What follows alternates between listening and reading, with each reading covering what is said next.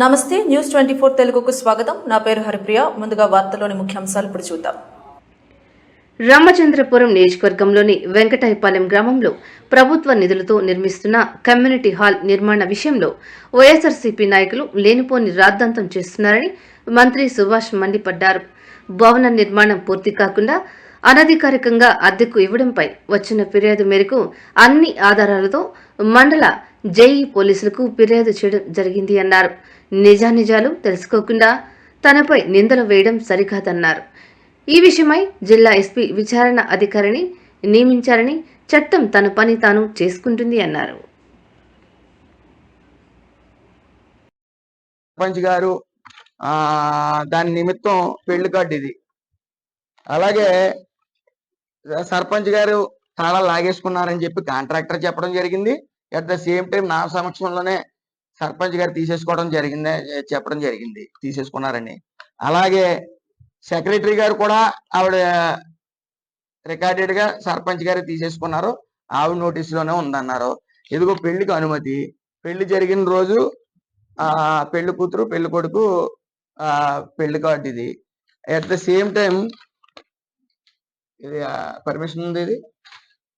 ఇదిగో ఈ పర్మిషన్ పెట్టారు. పెళ్లి కొడుకు వాళ్ళు సర్పంచ్ గారిని అడ్రస్ చేస్తూ మాకు అనుమతి ఇవ్వండి అని ఒక అర్జీ పెట్టారు. ఆవిడ ఎట్టింది 20,000 తీసుకుంది.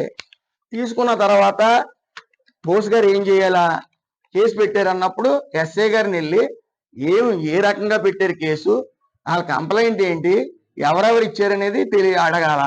అడగకుండా అన్యాయం అయిపోయింది అంటారు ఆయన. ఈవిడేమో చచ్చిపోవాలనిపిస్తున్నా కానీ ఏదో అంటా ఉందా, ఏది నేనేదో ఉన్మాదన్నాను ఏదో. ఇది ఆధారాలు లేని అభియోగాలు చేస్తే ఎలా? ఆవిడ ఎవరో కూడా నాకు సరిగ్గా తెలియదు. ఆవిడ ఏదో పార్టీలోకి నన్ను ఆహ్వానించారు. ఆవిడ ఏంటండి, ఆవిడ ఎవరిని ఎలా నగ్గిందో వెంకటాయపాలెంలో అందరికీ తెలుసు. అక్కడ బడా నాయకుడు ఉన్నాడు, ఓ బడా నాయకుడు వైసీపీలో ఉన్నాడు, ఎమ్మెల్సీ గారు, ఆయన నగ్గించుకున్నాడు. ఆయన ప్రభావంతో ఈవిడ నగ్గింది. ఈవిడ వెనకాల ఇద్దరు కూడా ఉంటారని అందరికీ తెలుసు. పైగా మాకు అక్కడ ఎంపీటీసీ ఉన్నారు వెంకటేశ్వరి గారు, ఆవిడ 153 ఓట్లతో మెజార్టీతో నగ్గింది ఆవిడ. అలాంటి నాయకురాలను వదిలేసుకుని ఈవిడ ఎందుకని మాకు? అసలు నేను అధికారంలోకి వచ్చిన తర్వాత ప్రెస్ ముఖంగా నేను స్టేట్మెంట్ ఇచ్చాను, వైసీపీ వాళ్ళకి గేట్లు మూసేసాం, మేము ఎవరో తీసుకోమని. ఈవిడ ఏ స్థాయి నాయకురాలని ఈవిడ ఆహ్వానించేస్తాం మేము? అభియోగాలు చేసేసారంటున్నారు. ఎందుకు చేసాం? ఇప్పుడు ఎమోషనల్ బ్లాక్మెయిల్ చేస్తా ఉన్నారు. ఎమోషనల్ బ్లాక్మెయిల్ ఏంటి, నేను చచ్చిపోతాను అయ్యాను. అసలు తప్పులు చేసి చచ్చిపోతానని మాట్లాడటం ఏంటండి అసలు? ఇదిగో రికార్డెడ్ గా, అన్ని రికార్డెడ్ గా ఉన్నాయి. ప్రూఫ్స్ చూపించమని ఆవిడ లేదని వాళ్ళ భర్త గారు అక్కడే తిరుగుతా ఉన్నారు. పోలీసు వెళ్ళేటప్పటికి ఆయన సిగ్నల్ కూడా తీసుకోవడం జరిగింది. ఆయన పని ఏంటి, ఆడికి సచివాలయంలోకి వెళ్ళి జూనియర్ అసిస్టెంట్ మీద కేకలేసేస్తున్నాడు భర్త. ఆయన పని ఏంటి, ఆయన ఉద్యోగం చేసుకోకుండా ఈ సర్పంచ్ ఉద్యోగం ఆయన చేస్తా ఉన్నాడు. ఇలా తప్పుల్ని అన్యాయమైన కేసులు పెట్టేసామంటున్నారు. ఏం కేసులు పెట్టాం మేము? ఆ రోజున పిల్లి రాంబాబు వైఎస్ఆర్సీపీ ఆయన అంబేద్కర్ గారి విగ్రహానికి చెప్పులు దండేసి ఓ లెటర్ రాశారు. విత్ ప్రూఫ్స్ అన్నిటితో సైతం దొరికేసాడు ఆయన. లోపల వేయడం జరిగింది. నేను వచ్చిన 3వ రోజున జరుగుతా.